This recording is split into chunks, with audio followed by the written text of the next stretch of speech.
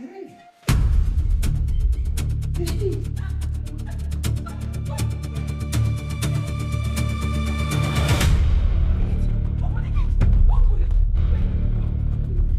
just stand there. Go after her. By the way you run.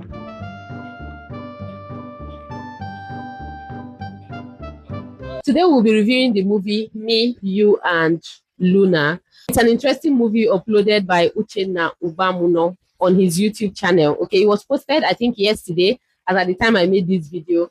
So let's do what we usually do.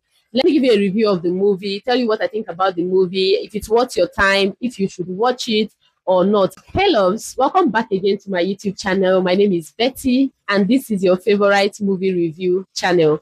If you're new to my channel, you're welcome. Okay, please click the subscribe button to join the family. Don't be a stranger, guys. Join the family. Turn on your post notification bell as well, so that whenever I upload a new video on my channel, you'll be the first to know. If you're a returning subscriber, you know what to do here already. Welcome back to the channel. Before we go any further, spoiler alert, spoiler alert. I give spoilers on my channel. So if you haven't watched the movie and you don't want anything to spoil this movie for you, please pause this video, go watch the movie, and then you can come back to listen to my review and let's talk about it. If you're like me and you want to know if a movie is something that you should watch or skip, then stay, bring your popcorn, let's have a conversation. Let's talk about the cast. We have Joshua, a grumpy, very rude, very grumpy and wicked CEO. He was played by Esodike. We also have Ogechuku, a very bubbly, lively character, female lead. She was a breath of fresh air. She was always happy whenever you see her, always jolly. And it was played by Chinenye Nebe, right? And then we have our favorite character, Luna the Bingo. Luna the dog, okay? Luna played a very huge role in this movie. The movie opens with Joshua in a meeting with his board members or his team members, right? It was like a quarterly meeting. They had to like give their review of what they have done for the past quarter of the year. The team barely passed the surviving mark of the company. They were not growing. And because of that, he got really pissed off. He insulted them. Like, his words were not decorated at all. I feel like there are ways that you can tell somebody that you're not doing your job right without being downright insulting. So he really talked down on them. And he told them that he had zero tolerance for excuses. He doesn't want to hear them say that they are trying. He wants to hear them say that they are hitting their benchmark, right? He doesn't have any tolerance for laziness. He doesn't have any tolerance for tardiness. Like, he was just there talking and talking and talking plenty. At the end of the meeting, he told them that if they do not hit their target next time they have a sitting at the meeting, that he was going to do like a huge restructuring. As I think a day or two later, he had practically fired his personal assistant because he felt like his personal assistant was not proactive. And if you are watching it too, you self, you will even like that they fired him because the guy was not proactive at all. Esodike always looks like he was having a bad day every day you see him. His workers were literally walking on eggshells. Emphasizing on how the effect he has on his workers, just to tell you how tense his work environment is. I don't tire. I don't tire for this work. You know, say for this house, now me carry everything for my head. Now me they do everything. It could have made me they feel like, say, I don't cause the work again. He's always pissed. Every time you see him, he's angry. He was a whole terror in the movie. Like, from the first few scenes of the movie, the producers were just trying to make us see how terrible of a person, of a boss he is. Obviously, he pays his workers well. So it's not like he's a slave driver, yeah, but he pays his workers well. At least, even house help, they end up to 1.2 million naira. I won't call that a person. The only creature he shows any form of emotions with is his dog, Luna. You see his soft side. You see him smile. You see him carry his dog. Everything he eats, the dog eats. He buys supplements for the dog. Like, he treats the dog like in fact, better than he would have treated a wife. The next character we see is Chinenye Nebe, acting the part of Oge. Oge is a youth corper that was sent from Lagos to Abuja to come and serve her country, right? And her primary place of assignment is obviously Mr. Grumpy's office. He has a car company, and on her very first day at work, she accidentally bumps into him on the hallway of the company. So when she bumped into him, automatically she was like, "Oh, I'm so sorry. I'm so sorry." You know, a normal person will be like, "Oh, watch where you're going next time," or just accept the apology gracefully and just leave. But Joshua, the next thing he did was to call her empty-headed. That's where he triggered Oge. She told him a piece of her mind, and It was a mistake, and I sincerely apologize. You don't have to be so Are you insulting. talking back to me? Yes, I am talking to you. I bumped into you. Yes, I apologize. You chose to insult me rather than accept my apology. Does your sorry make everything better? Does it make up for your stupidity? Wow.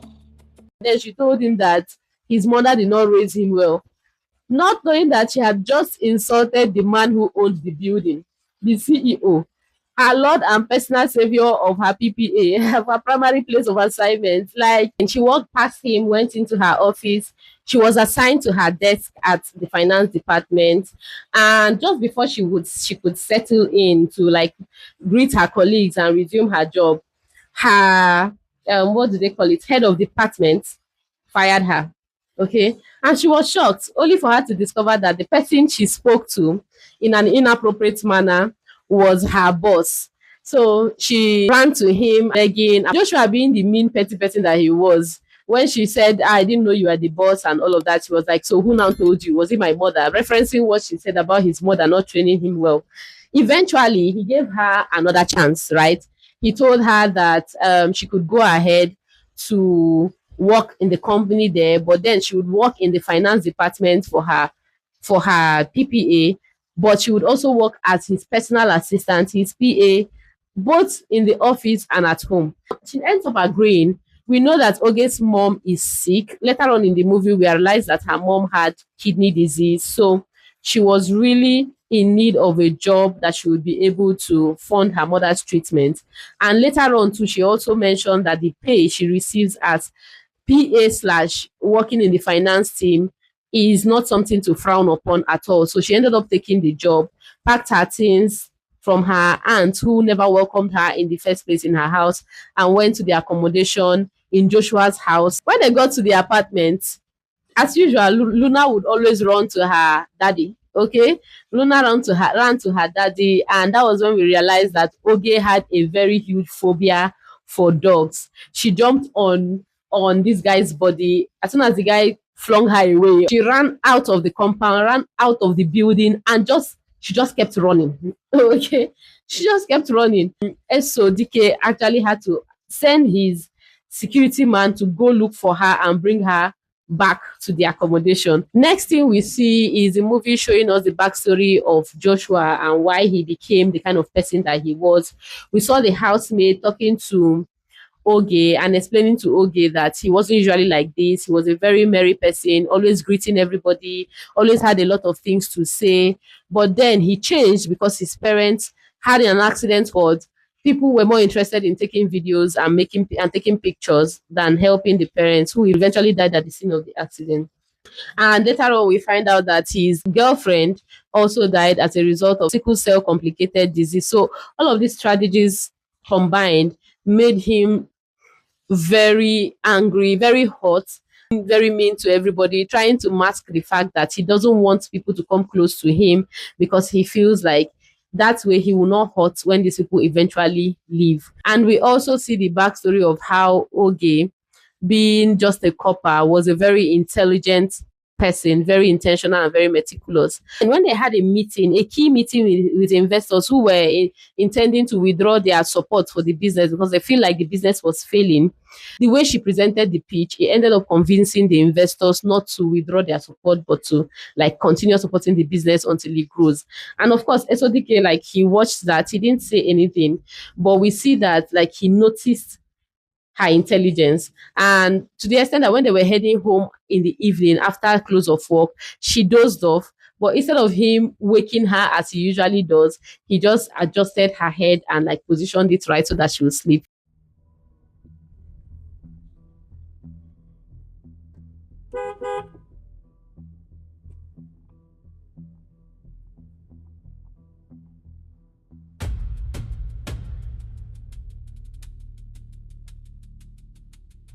You see that?